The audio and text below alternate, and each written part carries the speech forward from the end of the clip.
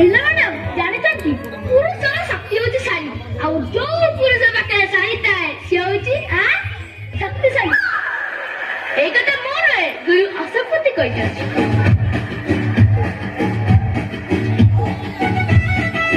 ସ୍ତ୍ରୀ ହଉଛି ଦୁଃଖ ଶାଢୀ ହଉଛି ସୁଖ। ସୁଖ ଆସେ ଆଉ ଚାଲିଯାଏ କିନ୍ତୁ ଦୁଃଖ ସାରା ଜୀବନ ପାଇଁ ପାଖରେ ରହିଯାଏ। ଏଇ କଥା ବା ଆଗରୁ ବବି ମିଶ୍ର କହିଛନ୍ତି।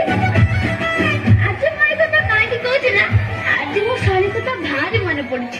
ସତରେ ଶାଢୀ କଥା ମନେ ପଡିଲେ ମତେ ଭାରି କୁତୁକୁତୁ ଲାଗେ ଆଉ ଆଜି ମତେ ବେଶୀ କୁତୁକୁତୁ ଲାଗୁଛି କାହିଁକି ନା ଆଜି ମୋ ସ୍ତ୍ରୀ ତା ସାଙ୍ଗ ମାନଙ୍କ ସହିତ ପଣା ଭୋଜି କରିବାକୁ ପଡୁଛି।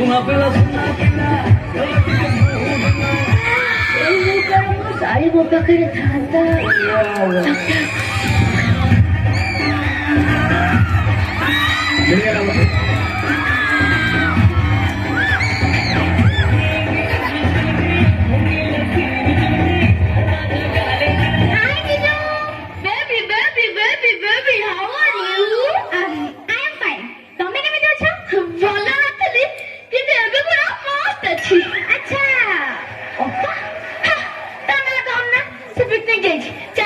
ତୋର ମୋର ମିଶିକି ଏଠି ପିକନିକ କରିବା।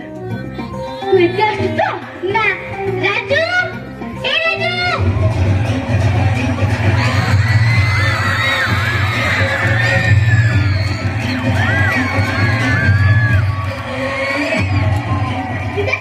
କାଲି ଥାଉ ଥାଉ ତୁ ମୋ ପାଦ ଛୁଇଁବାକୁ ନୁହେଁ ପାଦ ଟାଣିବାକୁ ଆସିଛୁ।